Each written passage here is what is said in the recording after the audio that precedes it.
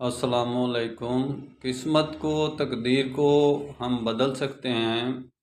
तकदीर एक तो जिबिल्लतुल अव्वलीन वाली जो कि पाबंद है, एक रुख से है, दूसरे रुख से यानी आज़ाद है कि आप तगो-दो करेंगे, खाली जगह को पुर करेंगे। जैसे कि एक लानत पड़ डाली जाती है, वो मुस्तहिक तक जाती है, तो एक निज़ाम बातिन में चल रहा है जो कि ज़ाहिर में भी चल रहा है।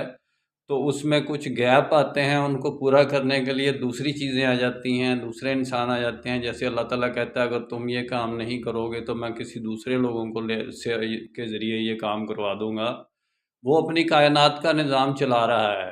तकदीर को हम बदल सकते हैं, लेकिन सब्र से, किसी जगह पे सब्र करके बच के निकल गए नज़रों से, तो वो जो खाली गैप है वो किसी पर पड़ गया, लानत जैसे किसी पर पड़ जाती है जो मुस्तहिक होता है। कहीं एहसान से, कहीं आजिज़ी से, कहीं यानी कि किनारा कशी करने से, कहीं हिजरत करने से।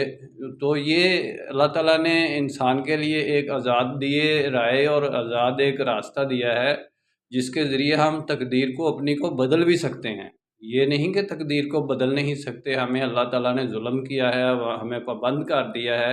अलैहिस्सलाहु बिज़्ज़लामिन लिल इबाद, अल्लाह अपने बंदों पर जुल्म नहीं करता, उतना ही पाबंद किया है जितनी हमारी ज़रूरत है, जितनी हमारी जबीलत इजाज़त देती है। अल्लाह ताला ने ज़रूरत से बढ़ के किसी पर बोझ नहीं डाला। ला युकल्लिफुल्लाहु नफ्सन इल्ला वुसअहा, किसी की ज़रूरत से बढ़कर। मेरा काम इस्लामिक वर्ल्ड की अमन और यूनाइटी का है। इंशाल्लाह डिटेल में बात फिर होगी।